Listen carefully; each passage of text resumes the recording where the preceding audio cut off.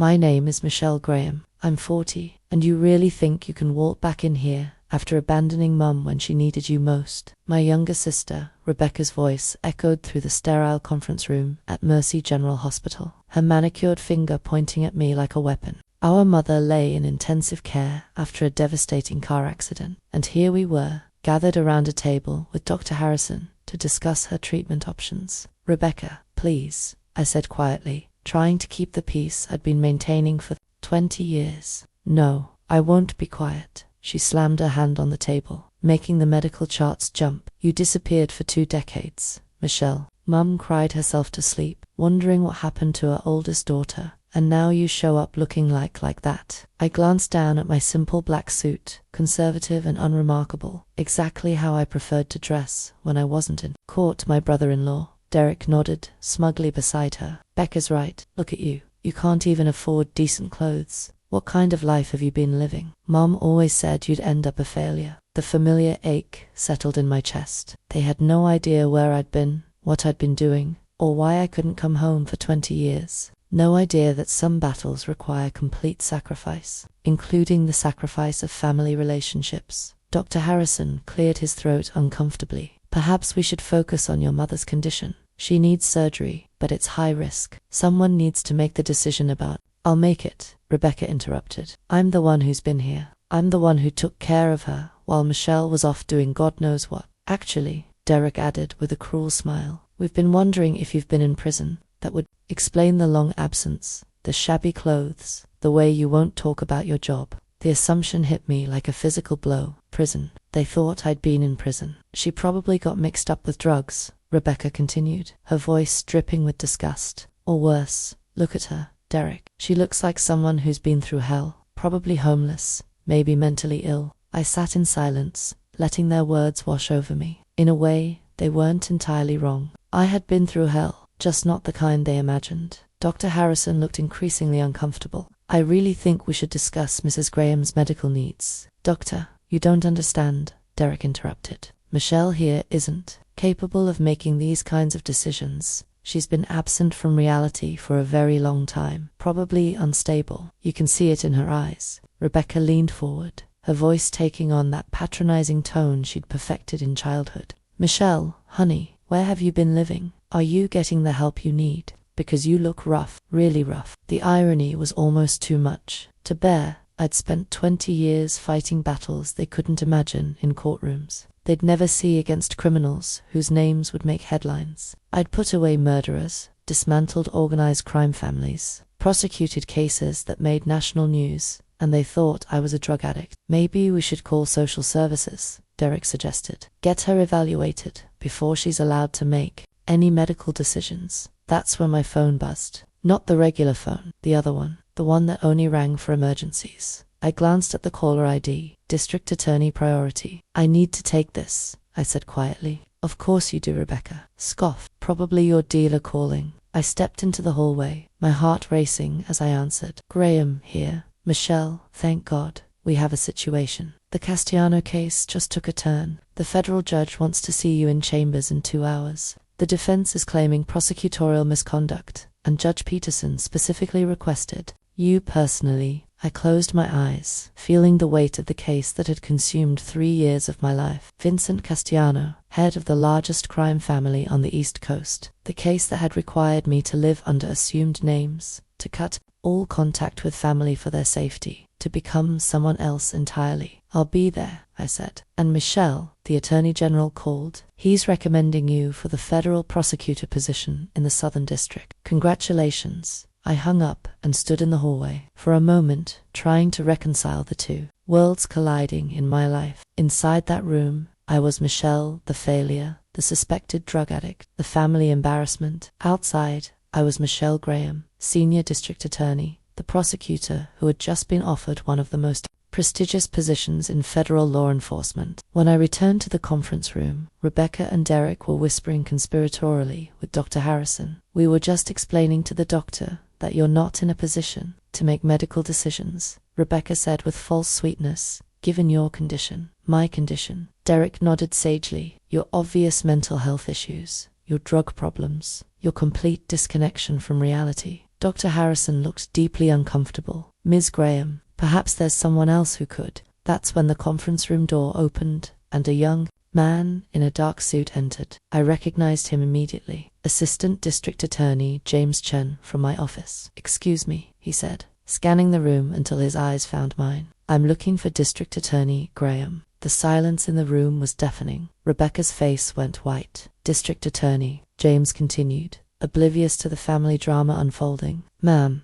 I apologize for interrupting, but Judge Peterson moved up the hearing. We need you at the federal courthouse immediately. The Castellano defense team is claiming you don't have the authority to prosecute this case." He laughed, the sound sharp in the quiet room. "As if anyone questions Michelle Graham's authority. You've only prosecuted the biggest organized crime cases in state history." Derek's mouth opened and closed like a fish, gasping for air. "Also," James continued, consulting his phone, "the FBI wants to coordinate with your office on the Torino family investigation. Agent Rodriguez said to tell you that the wiretaps you authorized led to 12 more arrests." Rebecca grabbed the edge of the table, her knuckles white. "Wiretaps. And congratulations on the federal appointment," James added, with a genuine smile. "Southern District Federal Prosecutor. It's well-deserved, ma'am. 20 years of convictions and you've never lost a major case." I watched my sister's face as the reality hit her. 20 years, not 20 years in prison, or on the streets, or battling addiction. 20 years building a career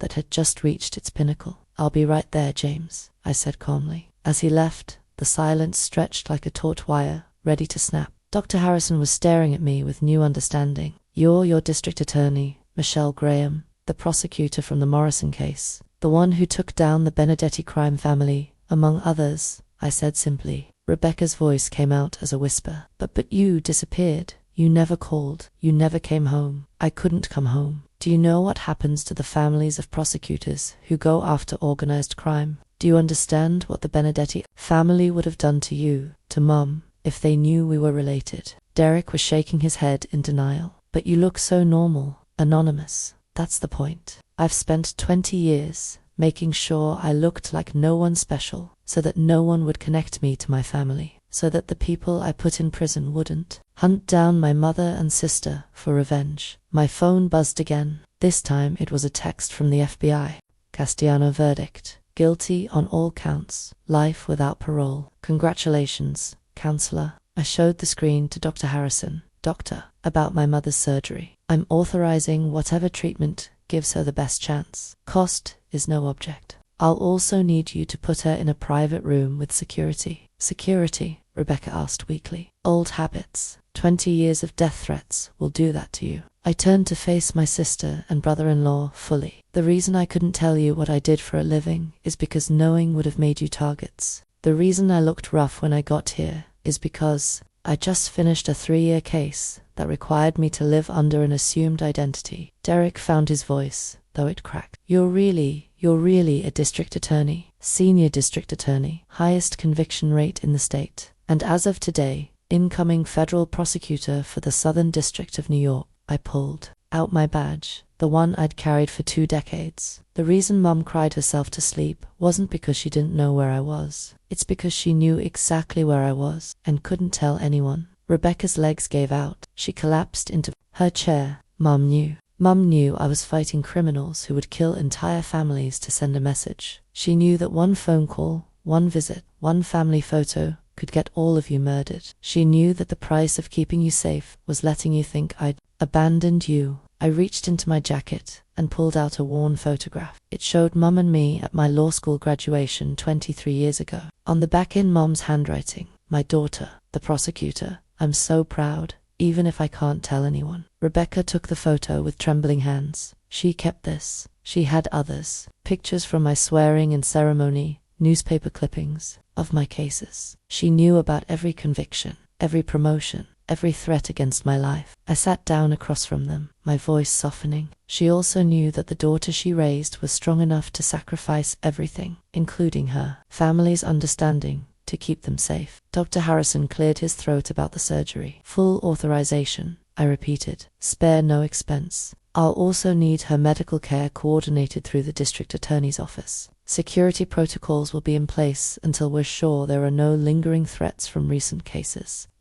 was staring at me like he'd never seen me before. All these years, you thought, I was the family failure. I was actually the family guardian. I stood up, straightening my suit jacket. I need to get to the courthouse. James is right. I don't let defense attorneys question my authority. Rebecca grabbed my arm as I headed for the door. Michelle, wait. We're so sorry. We had no idea. You weren't supposed to have an idea. That was the whole point. I gently removed her hand. But Rebecca, the next time you want to judge someone's life choices, maybe consider that you might not know the whole story. As I reached the door, Derek called out, "Why now? Why are you finally telling us?" I turned back, looking at these people who had spent the day destroying me with words, never knowing they were talking to someone who had spent 20 years destroying people much worse than them. Because Vincent Castellano just got life without parole, the last major threat to this family, died in a prison cell this morning. And because Mom deserves to have her daughters by her side when she wakes up from surgery, all of her daughters. My phone rang again. This time, I answered it right there in the room. District Attorney Graham. Yes, Judge Peterson. I'll be right there. No, the defense team's challenge to my authority is without merit, because I've been prosecuting organized crime longer than some of their lawyers have been practicing law. I hung up and looked at Rebecca and Derek one final time. That was a federal judge. He needs me to explain to a defense team why their client is going to spend the rest of his life in prison. I smiled, and for the first time in years, it felt genuine. It's been a long time since anyone questioned whether Michelle Graham has the authority to be in a courtroom. As I walked out of the hospital, I heard Rebecca sobbing behind me. Not tears of grief, but tears of understanding. The sister she'd written off as a failure had spent 20 years writing the book on justice. My phone buzzed with another text. This one from Mum's doctor. Your mother is asking for Michelle. She says to tell you she's proud of the case you just won. I smiled as I got into my car. Not the government sedan I usually drove, but a regular rental that wouldn't draw attention. Even after today's revelations, some habits died hard. But as I drove toward the courthouse, toward the job that had cost me everything and given me everything, I realized something had fundamentally shifted. For 20 years, I'd carried the weight of my family's disappointment, along with the weight of public safety. Now, I only carried the weight that mattered. The responsibility to protect people who couldn't protect themselves, including the family that I'd never known they needed protecting. The little girl who used to play courtroom with her dolls had grown up to command real courtrooms. The daughter they thought had abandoned them had actually spent 2 decades making sure they were safe enough to sleep at night. Tomorrow, I'd be sworn in as a federal prosecutor. Next month, I'd start cases that would make today's victory look small. But tonight, I was just Michelle Graham, driving back to the courthouse where I belonged, finally free from the burden of being misunderstood by the people who mattered most. Justice, I'd learned, sometimes comes in unexpected forms. Sometimes it's a conviction. Sometimes it's a moment when the people who never believed in you finally understand what you've been fighting for all along. The gavel had fallen in more ways than